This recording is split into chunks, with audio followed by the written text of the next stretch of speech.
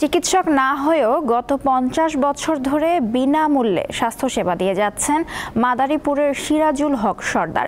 পেশায় শিক্ষক সিরাজুল হক স্থানীয় বিশেষজ্ঞ চিকিৎসক এবং স্বাস্থ্য কমপ্লেক্স থেকে প্রশিক্ষণ নিয়ে চালিয়ে যাচ্ছেন সেবা কার্যক্রম।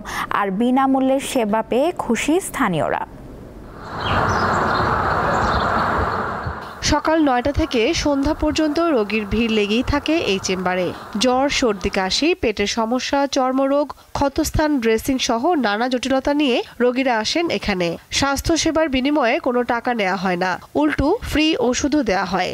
যখন বাচ্চা গোজর হয়, নিজে গোজর হয়, কি এমনি শরীর খারাপ থাকে, অন্য রোগ হয়, আমরা এই জায়গায় আসি দেখাইতে। ওদিন চিকিৎসা করতে আছে, আমরা ওইখানে থেকে আমার এলাকার লোক সবে ওনাদেরই ভালো হয়।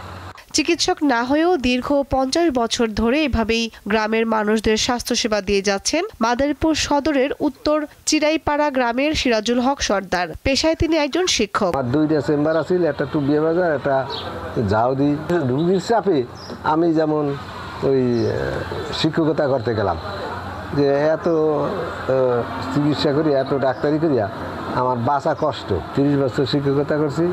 মা ও শিশু স্বাস্থ্য, টিকাদান, পরিবার পরিকল্পনা, সংক্রামক রোগ প্রতিরোধ সহ স্বাস্থ্য সচেতনতামূলক পরামর্শও দিয়ে যাচ্ছেন ৭০ বছর বয়সী সিরাজুল হক। তার সেবায় খুশি স্থানীয়রাও। ওষুধ দিচ্ছে, লোকজনে খাইয়া ভালো হয়েছে, এটাই আমার জীবনে আমি দেখছি। এই টুইবার বাজারে অনেক দূরের থেকে রুগী আড্ডা হয়েছে, চিকিৎসা করছে, খুব ভালো চিকিৎসা।